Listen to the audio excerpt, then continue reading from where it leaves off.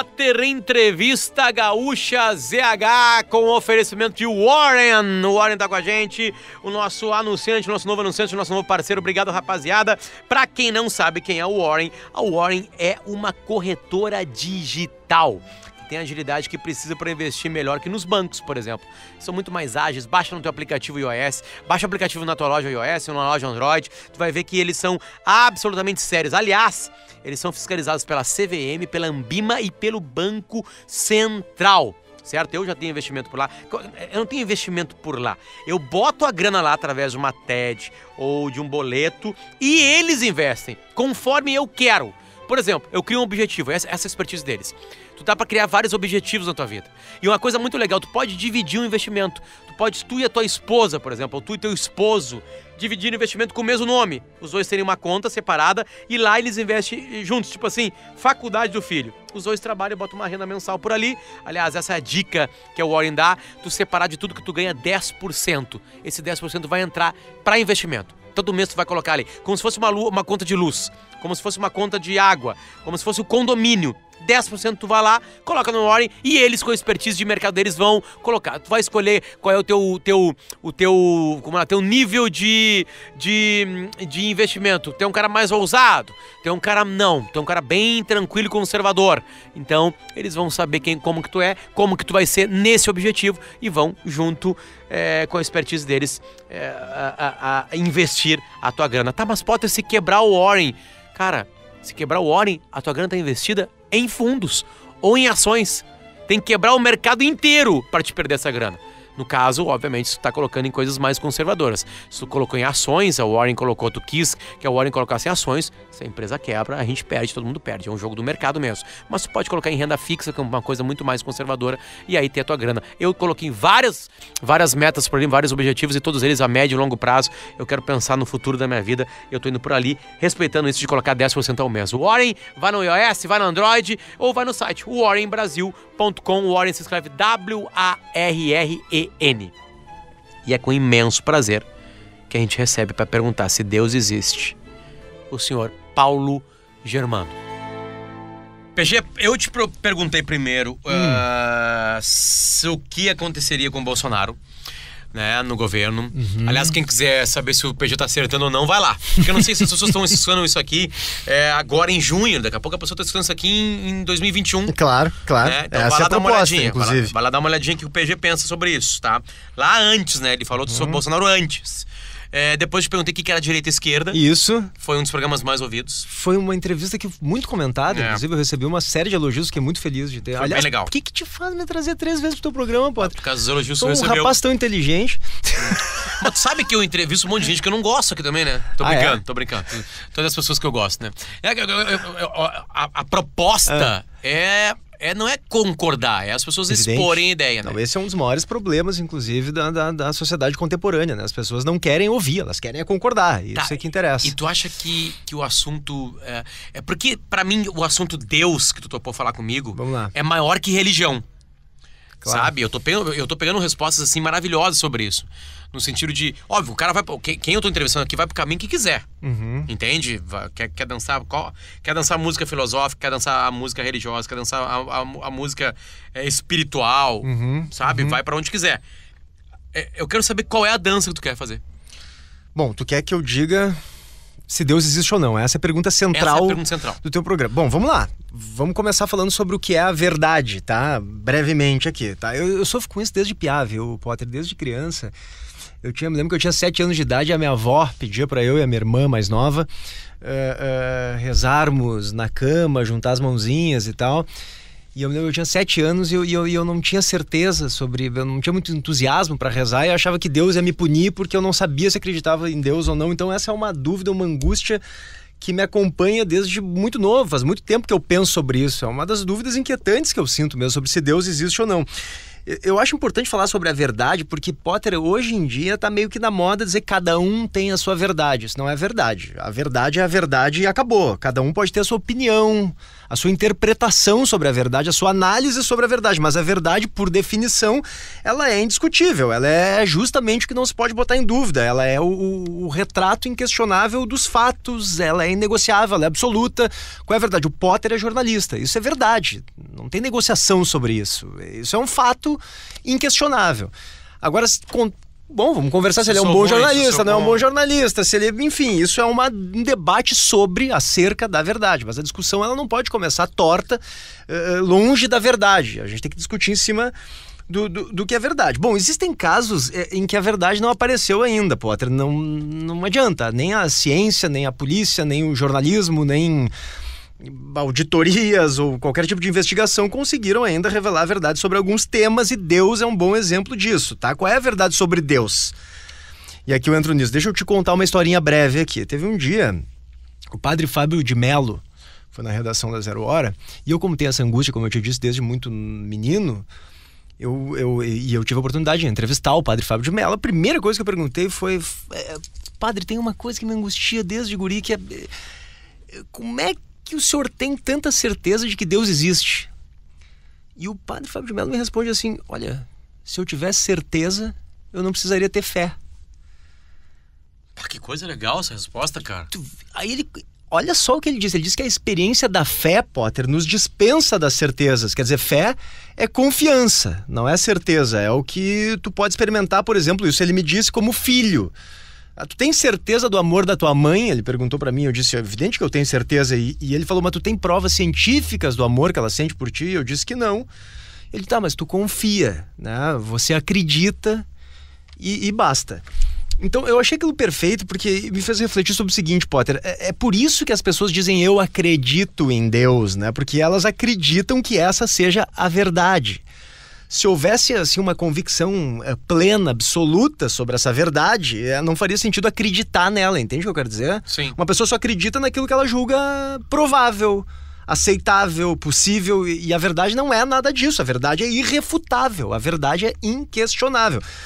Então, entende o que eu quero dizer? Por isso que não tem nenhuma evidência concreta ainda, me parece, e é por isso que as pessoas acreditam apenas, de que Deus existe. Acho que não existem elementos suficientes para se afirmar isso. E tu tem elementos suficientes para dizer o contrário? Justamente o que eu ia dizer, mas não existem elementos suficientes para dizer que Deus não existe. As pessoas dizem, alguns ateus, e eu invejo os ateus e os fiéis também, porque eles têm convicções invioláveis, eles têm certeza. Eu não tenho certeza nenhuma, eu sou um agnóstico convicto, eu tenho dúvidas, eu não sei se Deus existe ou não. Mas os ateus costumam dizer, não, mas os fiéis é que tem que provar se Deus existe. Mas se o cara sente, desde quando ele precisa provar alguma coisa? Ele não tem que provar nada. Ele sente aquilo, vai ver que Deus existe, ele está sentindo. É como me disse o padre Fábio de Mello sobre o amor da minha mãe. Bom, se eu sinto que ela me ama, bom, então ela me ama. Então se as pessoas sentem a existência de Deus, eu acho que a gente não consegue dizer que Deus não exista, Potter. Quem sou eu para dizer que não existe se a pessoa sente isso? Então o máximo que a gente pode chegar, até hoje, que a humanidade conseguiu chegar nesse momento, é acreditar na existência de Deus ou não acreditar na existência de Deus. Quando a gente vê um ateu falando, e acho que foi o Leandro Carnal, na entrevista aqui, dizendo que ele tem nojo dos catequistas. E catequistas ateus, catequistas cristãos. É a era do catequismo. Todo mundo sabe de tudo e quer te arrastar para onde ele acredita. Quando a gente pega livros sagrados, escrituras, tá? Ali tem histórias, ali tem certezas, ali tem Adão e Eva pegando uma unidade cristã. Antigo Testamento. Né? Aí tu chega assim, cara, olha aqui, nesse laboratório aqui, em Minnesota. Claro, é que, Potter, o Antigo Testamento é interessante, são uma série de são as mitologias ocidentais o Antigo Testamento, né? Então, não se pode levar ao pé da letra o que diz o Antigo Testamento, são questões mitológicas e bonitas. Caim mata o Abel, o irmão mata o outro pela competição, isso é a pura verdade sobre o nosso dia a dia. É uma interpretação antropológica, inclusive, sobre as relações humanas, e muito interessantes, mas elas são mitológicas, né? Só para completar. Um editor, ou ex-editor da Esquire, ele viveu um ano bíblico, é o nome do livro dele, Um Ano Bíblico. Ele seguiu ele seguiu todas as regras. Obviamente, quando ele vai para o Antigo Testamento, ele vive situações bem piores. Não pode a roupa que tenha um linho diferenciado, blá, blá, blá, blá, porque tem uma regra lá. Esse é o ponto que eu queria debater contigo, mas vai, concluir. Ele faz o livro e tu pensa que o livro todo ele é um deboche. Ele acaba com um cajado, com uma roupa, com um cabelo, uma barba desse tamanho lá em Nova York, tá? Na principal rua do planeta Terra, sei lá, na Times Square. E ele deixa assim, eu só quero falar uma coisa pra vocês. Eu tô acreditando mais. Eu tô mais propenso do que eu estava na galinhagem que eu criei de que seguir o ano bíblico. Né? E aí ele fala, ele não tô falando só da Bíblia, ele chega a uma conclusão parecida com isso. Isso bagunçou ele. E não foi bagunçou ter uma cabra na Times Square. Entendeu? Bagunçou ele a incerteza. Ele viveu aquilo e trouxe incerteza. Tu sempre foi incerto ou tu tá cada vez mais incerto disso? As dúvidas sobre a existência de Deus, Potter, elas vão me acompanhar para sempre. Não, beleza, mas essas dúvidas aumentam ou diminuem? Essas dúvidas se mantêm, eu acho, relativamente iguais. Algumas certezas que eu passo a ter é sobre a interpretação, inclusive, das Escrituras. Tu estava falando sobre o Antigo Testamento e o Novo Testamento. Tu tocou num ponto fundamental sobre o Testamento Antigo, e tu disse que o cara teve mais dificuldade, né? Porque existem algumas imposições, porque era um Deus ali muito punitivo, muito castrante, muito rancoroso, vingativo, inclusive, no Antigo Testamento. E o que eu acho importante lembrar, Potter, é que Jesus vem e eu sou um fã de Jesus, não me interessa se é filho de Deus ou não, mas eu sou um fã dele como ser humano, como pessoa que veio pra cá, e ele quebra, ele oferece uma revolução justamente quando ele aparece para quebrar essa lógica do Deus tão punitivo, severo, agressivo, violento, vingativo. Vou te dar um exemplo que eu acho espetacular. No Evangelho de Marcos, e aí tem tudo a ver com o que a gente está falando aqui, sobre o poder e a força da religião e da igreja como instituição. No Evangelho de Marcos tem uma passagem que Jesus, Potter, ele vai curar um doente ali num sábado, tá? E os fariseus estavam sempre tentando sabotar Jesus ali, não acreditavam, achavam que ele era um picareta. Perguntam para Jesus se ele acha mesmo correto fazer aquilo, curar um doente no sábado, porque o sábado, em nome de Deus, devia servir somente ao descanso, né? Segundo as regras as regras, inclusive, do Antigo Testamento pregadas E o Jesus, o que ele responde? Ele diz, o sábado foi feito para o homem, e não o homem foi feito para o sábado. Tu entende o que ele quer dizer com isso? Quer dizer, a lei, ela deve existir para servir as pessoas, Potter, não para subjugá-las, entende? As instituições existem para a gente crescer, para nos fazer felizes, livres, autônomos, inclusive. Quer dizer, se a instituição não ajuda, não é o homem que tem que mudar, é ela. Essa é a grande ruptura, me parece, que Jesus promove em relação ao Antigo Testamento ali. Porque o que é essa lógica de que a instituição, a igreja, o padre nos diz o que está certo, o que está errado, o que precisa ser feito, o que deve ser feito? Isso é o que se chama de clericalismo. Inclusive o Papa Francisco vem criticando publicamente o clericalismo e irritando muito os detratores dele dentro, inclusive, da Igreja Católica. O clericalismo é a interferência do clero, né, dos padres, do sacerdócio na vida social ou política dos fiéis. Quer dizer, é o que eu estava dizendo, o clericalismo, a palavra final é do padre ou do pastor, enfim, ele que diz o que está certo, o que está errado e tal. Era como se portava meu professor de catequese, por exemplo. Meu professor de catequese vivia dizendo que a minha mãe, que era separada do meu pai, estava errada. Ele dizia para mim na catequese isso, que a minha mãe vivia em pecado. Não é assim que o Papa Francisco atua, tu tem visto isso? O Papa Francisco tem sido muito mais tolerante com os homossexuais, com os divorciados. Quer dizer, ele entende que as pessoas precisam decidir muita coisa por conta própria e não a partir do que diz o clero, o padre. Mais Jesus Cristo do que o nome católico. Exato, o nome disso é autonomia das consciências. Quer dizer, eu me acerto com Deus, eu sei o que ele quer de mim. Se alguém disser, por exemplo, que o Deus me proíbe de curar um doente no sábado, foi o que aconteceu nessa passagem bíblica do Evangelho de Marcos, tudo bem, eu até posso respeitar, mas a minha consciência diz que eu não vou ser punido por curar um doente no sábado, eu vou fazer isso e ponto final. E acabou. Isso é a autonomia das consciências, é o contrário de clericalismo. Então, isso eu acho sensacional. Jesus vem justamente para quebrar essa lógica do Deus punitivo, agressivo, violento. E por isso que me incomoda demais esses cristãos, sacerdotes, inclusive, que fazem parte da bancada evangélica, da política e tal, que parecem defender muito mais uma lógica do Antigo Testamento do que a lógica que Jesus trouxe para as pessoas passarem a seguir. Teve algum momento assim que, sei lá, eu tô mais ou menos entendendo que o Paulo Germano, ele tá aumentando a dúvida na cabeça dele, na verdade. Sobre a questão desse podcast. Dúvida. As pessoas hoje só querem certeza. A dúvida Deus existe. A dúvida Deus existe. Tá? Tu acha que eu tô aumentando a minha própria dúvida? A época que tu tinha tatuagem do Che Guevara no colégio, usava boina, tu acreditava menos em Deus. Tu começou a ler mais, tu começou a prestar mais atenção, né? E aí o caminho é um caminho meio inverso, sabe? Tipo assim, quanto mais tu usa do tátil, que é uma página de livro, pode ser pela internet também, sei lá, tô pegando como metáfora, assim, mais aberto tu tá pra dúvida de que ele possa existir. Mas isso é comprovado, inclusive, cientificamente, o que tu tá dizendo, né? Quanto mais a gente amplia os nossos conhecimentos, quanto maiores são as nossas... Mais tu descobre que tu não sabe.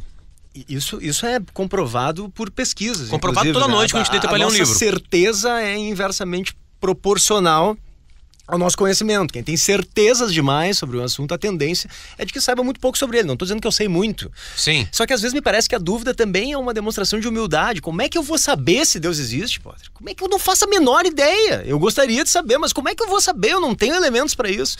Então, às vezes, a gente tem que ser humilde para dizer, olha, isso aqui eu não sei, mas quem te irrita mais? Tava dizendo sobre... Um cara da bancada evangélica ou um ateu cheio de certeza que tu não encontrou ainda? Os dois, cheio de convicções, né? Cheio de certeza, querendo pregar, dizer o que é certo, o que é errado. Isso é clericalismo, inclusive por parte do ateu. Olha, um ateu dizendo que eu tenho que fazer, ou um sacerdote dizendo que eu tenho que fazer. Não, eu me acerto com Deus, eu tenho autonomia da minha própria consciência para entender o que é certo e o que é errado. Teve um amigo meu, talvez tu conheça, professor da PUC de jornalismo, Fabian Chekanoff. Fabian Chekanoff, um grande cara, ele diz que foi curado pelo Dr. Fritz, né? O Dr. Fritz, não sei se o ouvinte sabe quem é, ele era um médico alemão, morreu em 1918, é o que dizem os seguidores dele, e desde as décadas de 50, aqui no Brasil, ele usa o corpo de médiums brasileiros para realizar cirurgias espirituais. E são uns procedimentos impressionantes, né? Ele abre a cabeça, enfia bisturi no olho da pessoa, rasga a carne assim dos pacientes, não tem anestesia e tal. Tem um médium aqui no estado que é um sujeito muito legal, muita gente boa, eu tive a oportunidade de conhecê-lo, que é o Mauro Vieira. Ele era um servente de obras em Rosário do Sul, sempre consultas gratuitas, tá, Potter? E assim, tem centenas de pessoas que vão às consultas dele, e o Fabian foi a uma delas porque ele tinha sofrido 4 AVCs. O Fábio, não sei se tu lembra dessa época dele, ele vivia tremendo nas mãos, ele tinha perdido 20 quilos, caminhava com dificuldade, sabe? Era um cara com olheiras muito profundas, sempre pálido. Ele estava muito mal, era um quadro muito grave. Ele tinha, não entendo muito desse, mas era uma pressão intracraniana, ele tinha sangue dentro do... Como se a cabeça fosse explodir a qualquer momento. Exato. Ele tava muito mal. Ele próximo de aneurisma, Dr. Fritz, veia, exato. E o Dr. Fritz botou a mão na cabeça dele, uma coisa assim de 5 segundos. Ele disse assim, aqui tem uma pressão intracraniana muito forte. Disse o que os médicos haviam dito. Era o mesmo diagnóstico dos médicos. E aí ele pediu pro Fabian deitar ali numa maca, pegou aquelas tesouras cirúrgicas, que são muito pontiagudas, muito compridas, enfiou nas narinas do Fabian até a testa, ficou fora ali só as esferas ali para colocar os dedos, exato. E o Fábio não sentia nada, não sentia dor nenhuma, absolutamente nada e tal. Durou 2 minutos aquela cirurgia, ele mexendo lá dentro do nariz do Fábio. Quando o Fábio desce da maca, segundo ele, me contou, e o Fábio é um cara que tá bem, ele firma os pés no chão e sente as pernas firmes de novo. A mãe dele começa a chorar porque somem as olheiras dele. O cara volta a escrever, não conseguia mais escrever, o jornalista, porque as mãos tremiam demais. E uma coisa assim de 2 meses depois, acho que logo depois, não sei se 2 meses, 1 mês depois, ele foi no médico e o médico deu ele como curado. Quer dizer, como é que se explica um negócio desses? Eu tava dizendo aqui, eu não sei se essas coisas existem, Potter, porque tu pode dizer que, foi o Dr. Fritz que curou ele, foi Deus que curou o Fabian, foi a força da mente que estava convencida de que a cura ia vir, né, quando ele chegasse ali na frente do Dr. Fritz, ou será que foi o tratamento médico convencional que justamente naquele momento ali fez efeito e eles... Eu não acredito que alguém tenha autoridade para responder isso, sabe? Mas se ele sente que foi o Dr. Fritz que o curou, quem sou eu para contestar o cara? Como é que eu vou dizer que não? Tu viveu alguma situação, PG? Tu, Paulo Germano? Eu particularmente não. É outra coisa que as pessoas dizem muito, né? Tu só não acredita completamente em Deus porque ainda não precisou dele. Como gosto de dizer isso, né? Uma bobagem. Um câncer ou um avião caindo. Uma meia dúzia de vezes, pelo menos, eu realmente precisei de Deus. Ainda que eu não tivesse precisado, eu não acredito que um momento de absoluta emoção, né, Potter, quando tu tá realmente tomado por uma emoção muito violenta, tá muito nervoso, muito triste, enfim, tu é salvo por algum motivo, eu não acredito que esse seja o momento ideal para tu buscar a verdade e tu ter o equilíbrio necessário para realmente entender se Deus existe ou não.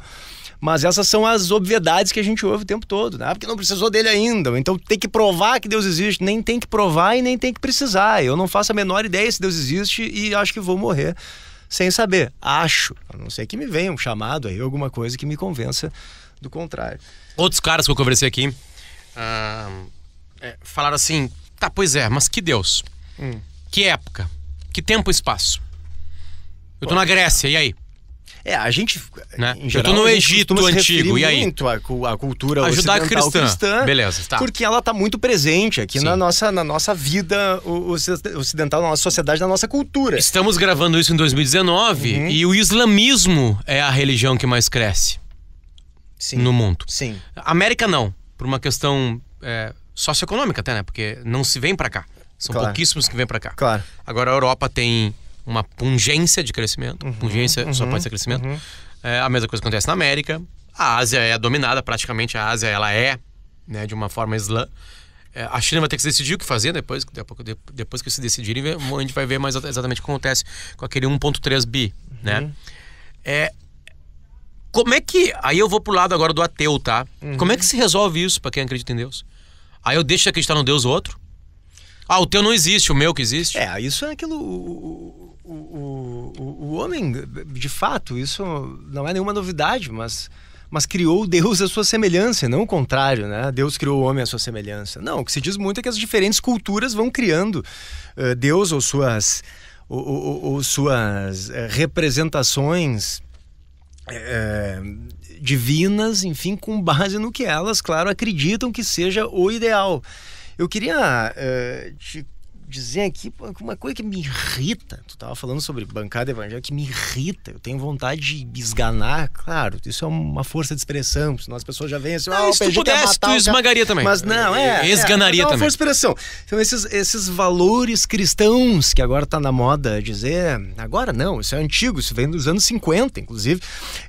Que é essa bancada evangélica, por exemplo, e que uma série de pessoas agora estão se sentindo muito empoderadas, né? Para levar adiante nas redes sociais, tipo enfim. A família tradicional brasileira, pai, a mãe, os filhos e a amante. Que coisa mais irritante isso, Potter. A primeira coisa é que esses valores cristãos, esses aí que eles dizem, não vêm de Cristo. Não vêm de Cristo. Tem o Roberto Romano, um filósofo brilhante da Unicamp, tem uma série de livros sobre a relação do Estado com a igreja no Brasil. E ele diz que a expressão valores cristãos, ela não foi cunhada pela doutrina cristã, mas por uma ideologia, Potter, fomentada, adivinha, na Guerra Fria. Quer dizer, ali entre os anos 50 e 60, nos Estados Unidos especialmente, cresciam aquelas tensões diplomáticas com a União Soviética. Aí tinha aqueles movimentos de pastores carismáticos, né? Começaram a ganhar programas de TV e rádio. Isso enquanto os movimentos que clamavam ali por direitos civis vinham explodindo numa série de rebeliões. Enfim, naquela época se definiu 2 lados. O ateísmo comunista, que era um perigo para o mundo, considerado pelo pessoal do lado de cá, e a civilização ocidental cristã. Então essa espécie de orgulho cristão foi se radicalizando de tal maneira, Potter, que começou a ameaçar os princípios, inclusive da Constituição dos Estados Unidos naquele momento ali. E o principal deles era justamente a separação do Estado e da Igreja. E ali começava essa retomada... Aliás, mais uma obra de Jesus Cristo. Claro. Começava ali uma retomada pela defesa do criacionismo no colégio, no lugar da teoria da evolução. Um movimento de resistência, inclusive, contra a emancipação da mulher, contra a igualdade de todos perante a lei, enfim. Então, esses valores cristãos, eles foram se espalhando pelo Ocidente e como antítese do comunismo, entende? E aí eles acabaram patrocinando, inclusive, uma série de ditaduras. O golpe militar aqui no Brasil foi em nome da civilização ocidental cristã. Lembra da Marcha da Família, né? A Marcha da Família com Deus pela liberdade. Quer dizer, os valores cristãos não são os valores de Jesus Cristo. Porra nenhuma. Eles são uma ideologia retrógrada e antidemocrática criada ali naquele período de dualidade, né, entre o comunismo ateu e a civilização ocidental cristã. Ou seja, se o comunismo lá no começo fosse absolutamente cristão, nós não teríamos esse problema. Porque não teria essa desculpa. Exato. Fica todo mundo cristão ali, tá tudo bem. Tu falou uma coisa que se mistura, né? Que é legal, que a gente pode tirar um retrato. Quem tá escutando a gente daqui a uns anos, assim, tá tirando um retrato de um 2019. Na verdade, isso não é um retrato exatamente de 2019. A gente pode falar que essa década não, mas eu acho namorou que bastante quando houve todos os teus programas, em todas as temporadas ali, Potter, com todos os entrevistados, eu acho que a gente consegue tirar, assim, o teu programa oferece isso. Um retrato, um recorte do que a gente, de interpretações, análises e avaliações do que a gente está vivendo hoje. É que tu cola aqui algo dos nossos tempos no Brasil, né? Que é essa cola mesmo, né? De uma política brasileira bem clara, assim, né? Tanto que a gente chama de bancadas aqui no Brasil, né? Tô falando da Câmara dos Deputados, né? A bancada da tal, bancada da bola, bancada da bala, bancada da... E tem a bancada evangélica que é muito forte há muito tempo. Aliás, ela define eleições. Lula cola nela para ganhar a eleição. Dilma cola nela para ganhar a eleição. Bolsonaro, de uma forma até mais natural, né? Recebe o apoio dela e ganha a eleição. Não tô falando que é por causa dela. Tanto que tem uma aproximação muito grande do bispo, dono da Record, com o presidente Bolsonaro. Estamos de novo gravando isso em 2019, né? Ele dá entrevistas especiais pra Record, né? Isso porque tá brigando com a Globo. Sempre tem uma dualidade. Inegável. Sempre tem uma dualidade. Do poder da bancada evangélica, é aquilo que eu tava dizendo antes, é o clericalismo, né? É o clero, o sacerdócio, né, os padres, no caso os pastores, interferindo agressivamente na vida social e política das pessoas, dos fiéis, do país, né? É isso que o Papa Francisco, inclusive, repudia. E por isso que eu sou fã desse velho. Deixa eu sair um pouquinho da parte política, assim, porque é um assunto que eu e tu gostamos e a gente talvez fique namorando ele pra sempre. Um pouquinho de PG, tá? Porque eu acho que é legal. Tu falou que não teve nenhum encontro, nenhuma história, assim, tudo mais. Tu quer ter um encontro com Deus? Não, eu vou te dizer uma coisa, eu tô dizendo aqui o que eu sou, porque eu sou um agnóstico convicto, eu não sei, acho que não existem elementos suficientes para dizer nem que Deus existe, nem que Deus não existe. Mas eu sou um cara místico, Potter. Eu adoro uma cartomante. Não posso ver uma cartomante. Essas consultas do Dr. Fritz, inclusive, depois que o Fabian foi, eu fui, fiquei impressionado. É uma loucura aquilo que ele faz. Ele enfia, imagina, bisturi no olho das pessoas e mexe lá dentro. E é uma loucura. Como é que se explica um troço desse? É força da mente? É Deus? Enfim, eu não sei. Então, assim, eu não sou um descrente, entende? Um cético, o absoluto. Até porque eu entendo, Potter, que a razão e a ciência não explicam, não dão conta da vida como um todo, né? A vida é maior do que isso. Só a razão, acho que quem usa só a razão para explicar todas as vertentes da vida me parece uma postura infértil, medíocre, inclusive. Não se consegue. É megalômano, inclusive, achar que a ciência vai conseguir explicar todas as vicissitudes e os problemas da vida. Não vai. Dito isso, tu já me deu uma pista em cima do teu misticismo, digamos assim. Tu quer ter um encontro? Tu queria uma luz, tu quer algo cinematográfico, tu quer que no final de tudo chegue assim, caralho, é isso então, cara? Não, existia. Eu queria muito saber. Não, isso eu queria, isso eu reconheço pra ti. Eu queria saber. Não vai me matar sem eu saber, né? Pô, imagina, toma um tiro e... Não tem mais nada, não sobe a alma.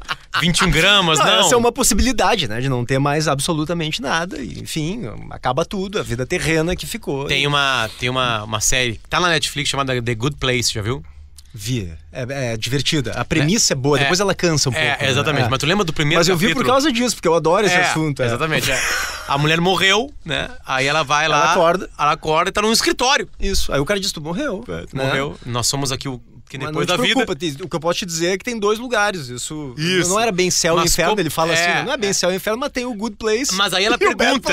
Aí ela pergunta, e quem é que tava certo das religiões? Um pouquinho de cada uma.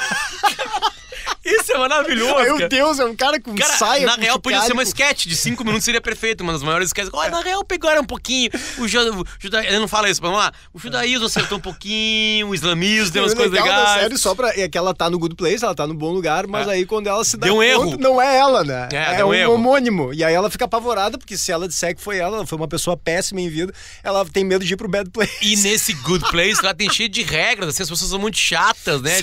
Porque elas fizeram muitas coisas, ajudaram freiras, crianças, blá blá blá. É uma sacanagem, é uma comédia. The Good Place, na Netflix. Mas essa pergunta que eu queria te fazer. Eu sei que tu não morreu, tu tá aqui na minha frente, tá?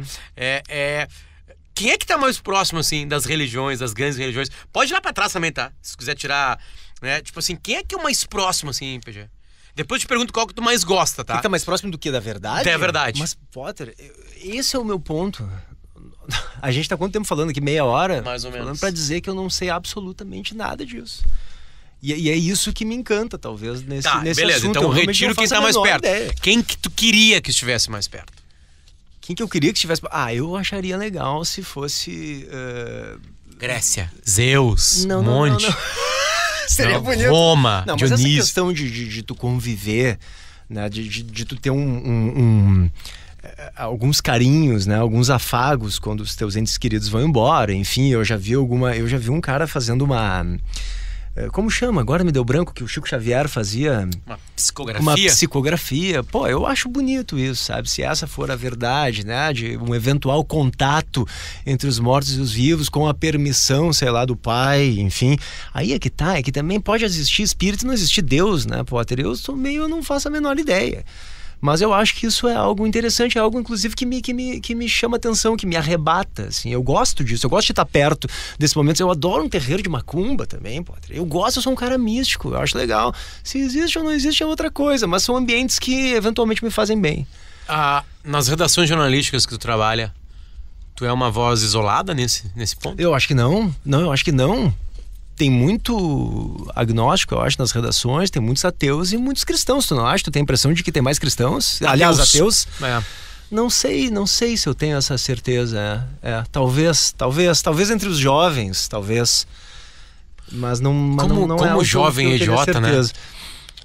Olha que legal que eu e tu não tinha nenhuma rede social com 15 anos de idade. É verdade. Cara, se nós com 40 ou próximo disso, a gente tá escrevendo um monte de merda. Imagina só se a gente escrevesse com 15, cara. Tu já pensou? Não, com 15 eu e tu tinha certeza que Deus não existia. Não, eu não. Então era muito mais idiota que tu. Desde gurizinho eu tenho essa dúvida e às vezes eu acreditava um pouco mais, às vezes menos. A catequese me ferrou, a catequese era muito chata, entendeu? A minha também. É isso aí, Deus, eu não quero, Deus é chato. Não, era um catequista clericalista, chato, impositivo, né? E ele ficava dizendo que a minha mãe vivia em pecado. Vê se pode um catequista. Vai tomar no rabo, rapaz. Talvez ele goste. O cara xingando a minha mãe. Eu, um menino ali de 11 anos, e o cara xingando a minha mãe quer que eu me aproxime de Deus. Como assim? Que isso? PG, que Deus te acompanhe até o final. Que assim seja. Amém. Obrigado, PG. Muito obrigado de coração mesmo. Este foi mais um Potter Entrevista Gaúcha ZH. A produção é da Larissa Brito, a produção é da Paloma Fleck. Obrigado, gurias, por me ajudarem a montar isso aqui. E a gente tem um oferecimento de Warren. WarrenBrasil.com, WARREN. N de nariz é a corretora digital que está com a gente aqui. Tu coloca a grana por ali e eles distribuem conforme tu quer. Conforme o teu objetivo, conforme a tua expertise. Entra por lá que tu vai ver que é muito fácil. O aplicativo é um doce de usar e pensa no futuro. A dica deles, como eu dei lá no comecinho do podcast, é separa 10% por mês de tudo que tu ganha, tá? Separa 10% por mês e vai colocando em investimento que eles vão te ajudar nisso aí. Com o oferecimento de Warren, este é o Gaúcha. Esse é o Potter Entrevista Gaúcha ZH. A gente volta a qualquer momento, solucionando essa dúvida ou não, piorando a sua cabeça. Deus existe?